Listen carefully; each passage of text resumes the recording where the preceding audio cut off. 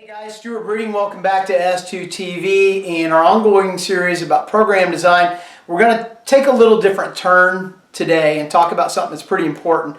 Last week I just briefly in a video, one of my videos talking about different strength training programs, I was talking about basically the effects of extra body fat on strength performance and how it diminishes that. And I've had several questions come back from that. There seems to be, I think, some confusion.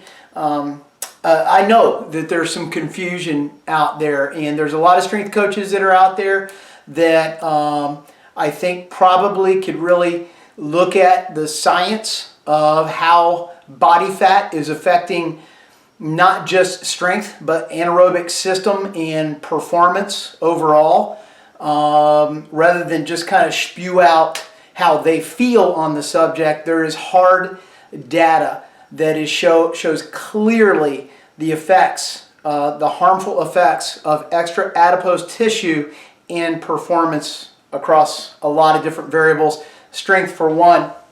So I wanted to kind of open this conversation up first and just really look at this term strength that so many people use, and I think it's really important that we understand that strength means a lot of different things. It's much like snow to an Eskimo. There's a lot of different types of strength, and we'll look at some of them.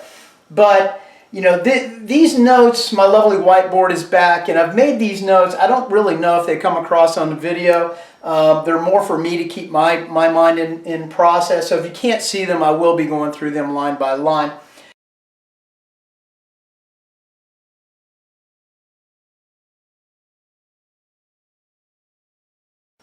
So I think the first thing that we have to look at is, where is strength coming from? Is it coming from a big ass muscle, or is it coming from the nervous system, or is it coming from both? Well, you know, in a perfect world, we would like to see it come from both of those things. But what this is basically saying is that we can get stronger, but not necessarily have to get bigger. It's a consequence. The hypertrophy is a consequence. It's an anatomical adaptation of being in a specific energy system, as I outlined last week. Now, think about this for a second. Let's take a baby that's learning to walk, right? There's no hormones there. There's no ability to hypertrophy that muscle. When that baby first begins to walk, every muscle in its body and every nerve fiber is firing at 100%. Now, as time goes by, that baby is no longer thinking of walking the same way. They've developed a motor pattern, they've developed a certain type of memory to that movement, and they get more efficient with time. The same process is always happening, especially when we're talking about strength training. So there's many types of strength. From a functional perspective, there's static strength, speed strength, concentric, eccentric. Think about that in terms of, that is your software, all right? Where structural strength would be your hardware, the actual muscle fiber itself to the individual muscle and expanding to the muscle system. So we've basically got nervous system and the actual physical muscle itself. Functional is going to be in relationship to movement, whereas the conversation of structural strength is going to be the conversation about the muscle fiber itself. Once again, strength is largely neurological. Even not as just a baby, you're neurologically adapting to movement patterns all the time. Now, this is also why it's so important that we study technique and that our range of motion is as perfect as possible, because these adaptations are constantly happening. And if you put crap in there, you're going to get crap right back out. So I just wanted to kind of list some of the different aspects of of the massive amount of neurological activity that's happening in the brain, central nervous system, all the way down into the individual muscle fiber. So every muscle fiber has its own little computer network, all right? So think about it as the big picture all the way down to the small, and there is a massive amount of stuff that's happening here. So you've got intermuscular coordination. You've got intramuscular coordination. So you have the coordination that's happening within the muscle itself, and then you have coordination that's happening with all the muscles that are expanding as the movement is becoming a multi-joint movement like a squat. There's a lot more communication that's happening there than, let's just say, leg extension. Inside of intra is number encoding, the control of muscle tension, the rate or frequency, modification of that tension by the firing rate. You've got the type of muscle. It could be, if you have nothing but type 1 muscle tissue, guess what? You're never going to be that strong. Can you get stronger? Yes. Will you be as strong as Herschel Walker, who has nothing but type 2 muscle fiber, fast twitch muscle fiber? No. So there's a lot of genetics that are going into this as well. There's pattern encoding, the synchronization of different muscle types between type 1, type 2, and there's other muscle fiber types. So on facilitatory and inhibitory reflexive process. Holy cow, that's quite a mouthful. So it promotes adaptive changes in various reflex systems of the body. So you think about under load or in complex movement, there's reflex, there's information that's happening all the time, and the computers are constantly trying to send out the proper amount of information to the muscles to keep, one of things, a proper length tension relationship between anterior posterior chains, for instance. Motor learning, programming with the brain and central nervous system that's constantly evolving for movement, tasks, and what I wrote down there is basically as the weight is increasing, once you start to come, if you come in, you start doing weight training, you've never done it before, almost all the adaptation is happening neurologically. Yes, you're getting sore, you're breaking down some muscle tissue, but you're getting stronger because the nervous system is adapting largely because of this motor learning process is ever evolving, and every time you are increasing that weight, those of you who have squatted with heavier weight, once you start really getting to that maximum load, and let's just say your one RM is 300 pounds on a squat and you're going for 315, well, guess what? That's the first time that your body has ever felt that load. Thus, when you walk out with it, you feel this tremendous difference. 300 might be easier to walk out with. You put 15 pounds extra on there, even though you're able to do the weight, the nervous system is firing differently because there's a totally different motor learning process that's happening at that weight. So every weight really has its own kind of neural network that's taking place. There's a firing sequence that's happening there. There's a length tension relationship that's happening there. There is so much happening between the brain, central nervous system, all the way down into the individual muscle cell itself, Golgi tendon organ, all the way down to the individual muscle. There's constant communication that's happening between the brain and the individual muscle. Now, if you look at all that stuff I just wrote there, nowhere on there does it say that excess body fat is a good thing and somehow will help this process. So what we're going to do now is take a look at a couple of studies that have been done, and let's look at this question a little bit deeper.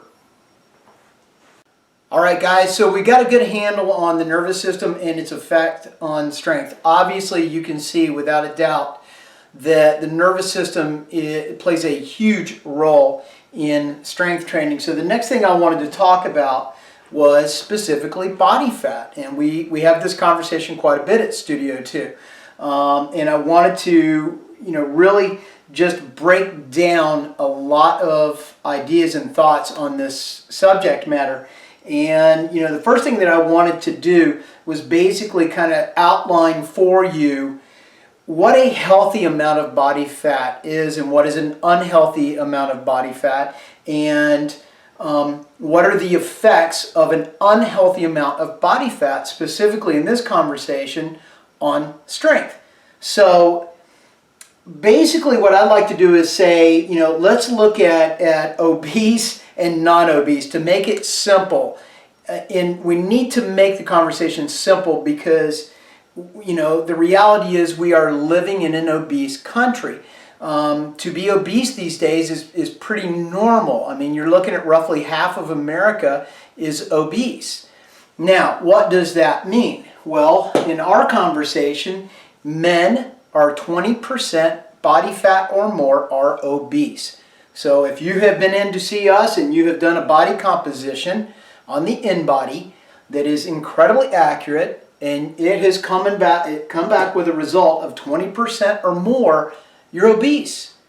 That's all there is to it. You're obese. Women, 28% and above, you're obese. So if this is the conversation, guys, if obese and all the unhealthy side effects, the health side effects that accompany obesity, right, is on this side, above 20% for men, then what would a healthy number be?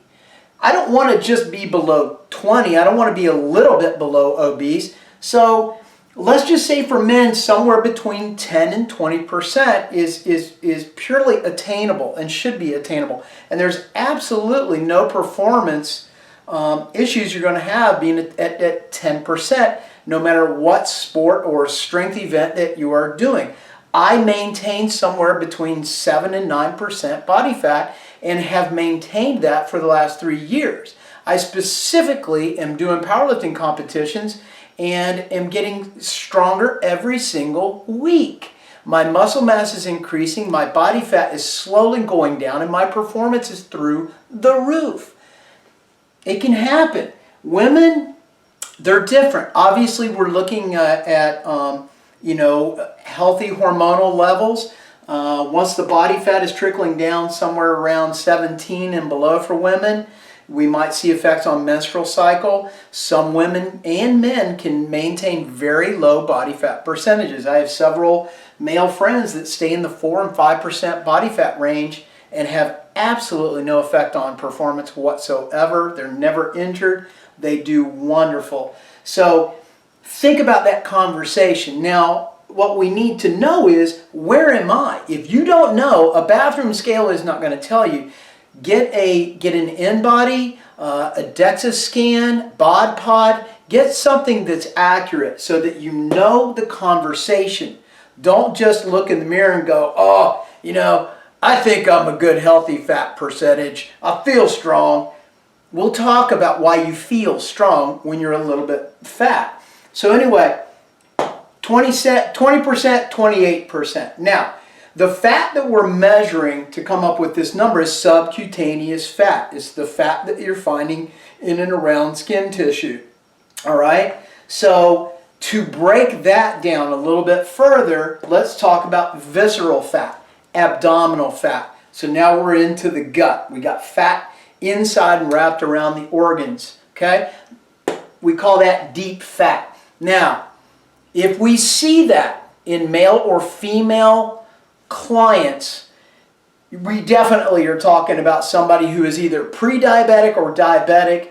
They're at risk for stroke, heart disease, all kinds of health-related issues.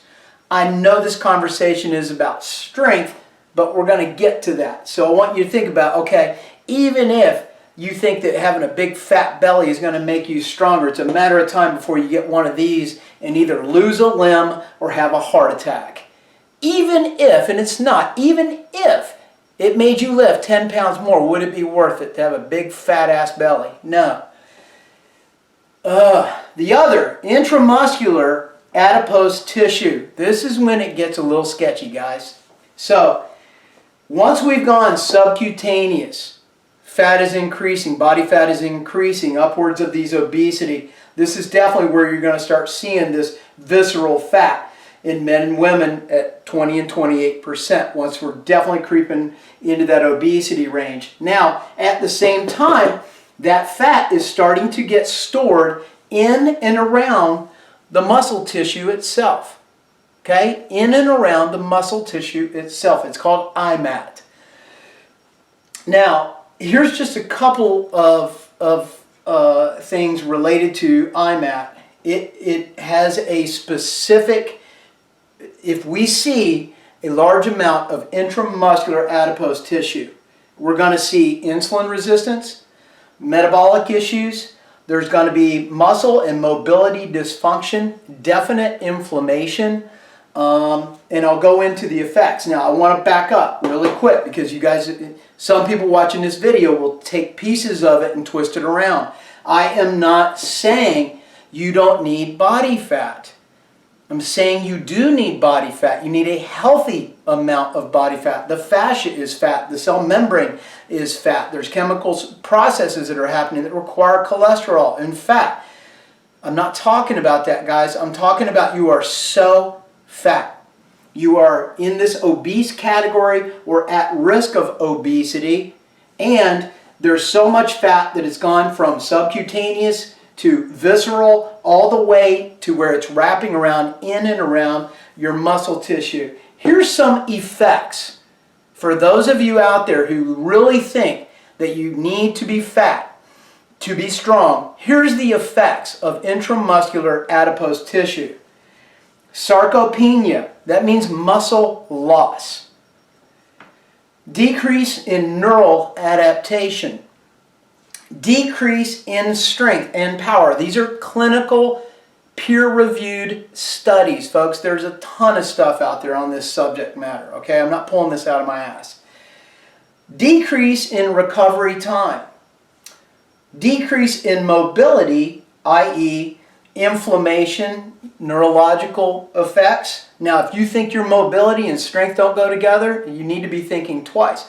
Don't just think about laying on a bench and doing 1 RM. Strength is dynamic as well. What about my Olympic lifters, power lifters with, you know, a max 1 RM on your back requires incredible amount of mobility and balance. Impairs muscles' ability to produce force.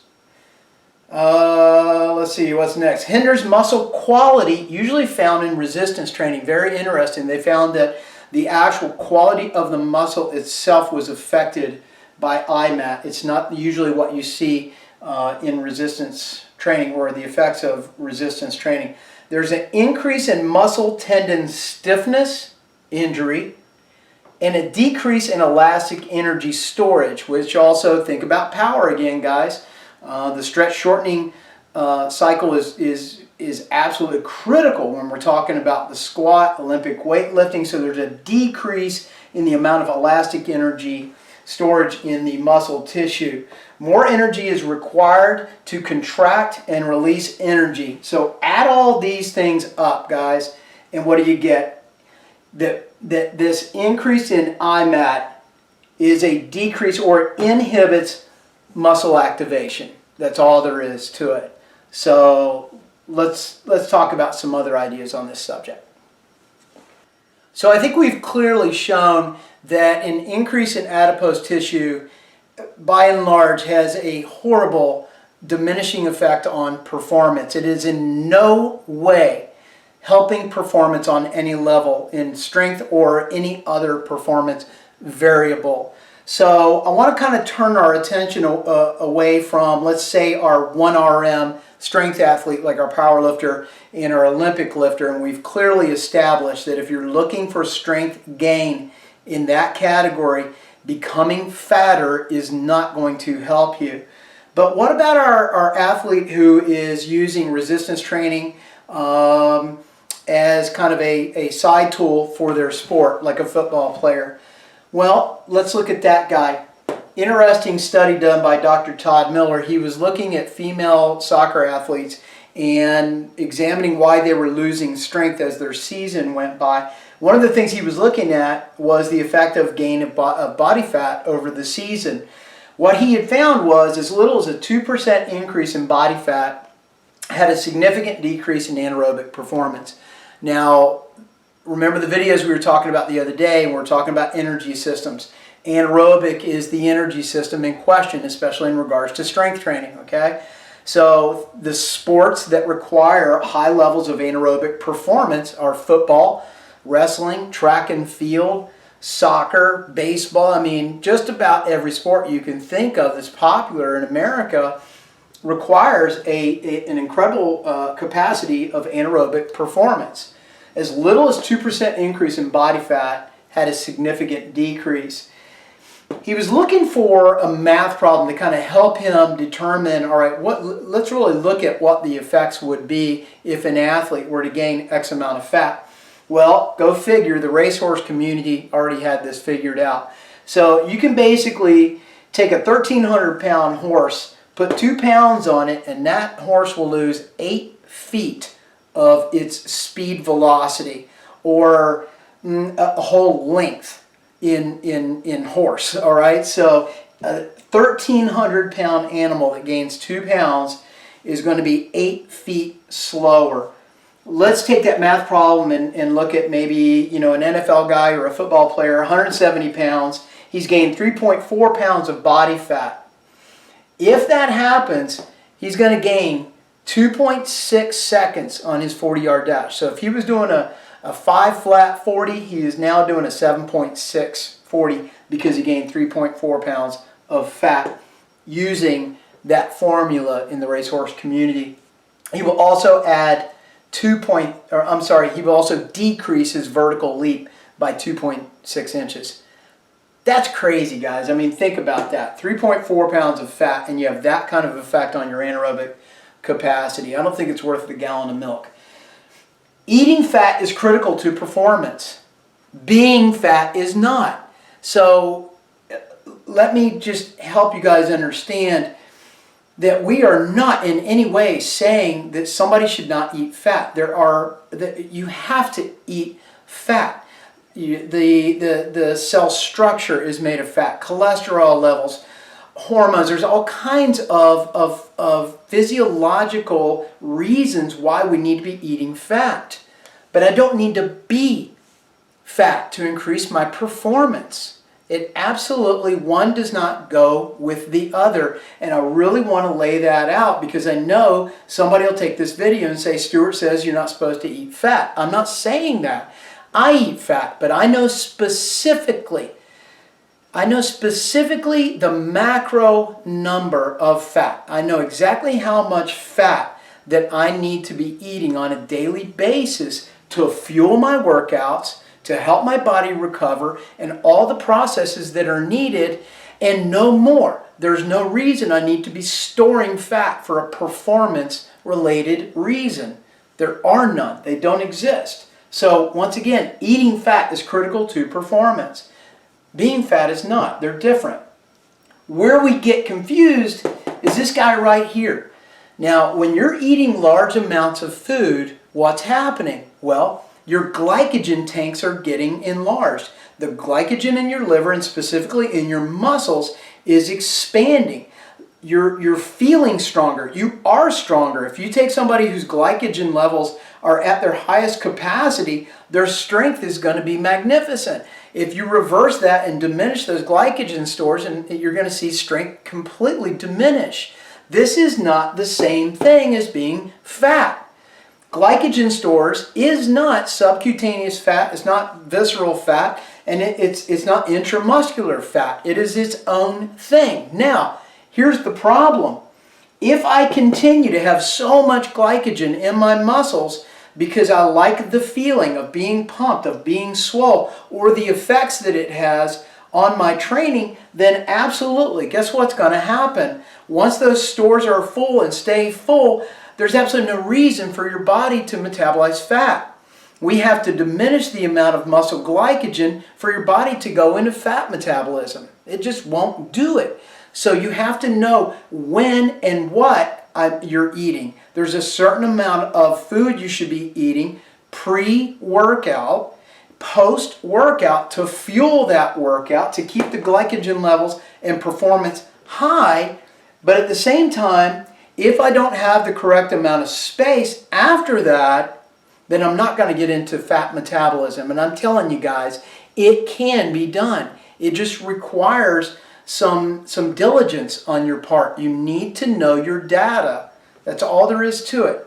So muscle gain, not fat gain, equals performance. So if we're looking to gain weight, guys, we need to be gaining muscle tissue. There is an exponential performance gain from gaining lean muscle mass, not body fat. That's what we're looking for. To do that, you got to know your numbers. You got to know your macros. You got to know your intensity variables. You've got to know volume, how much weight you're moving, how much weight you moved yesterday, last week, last month, and what you're going to be doing tomorrow.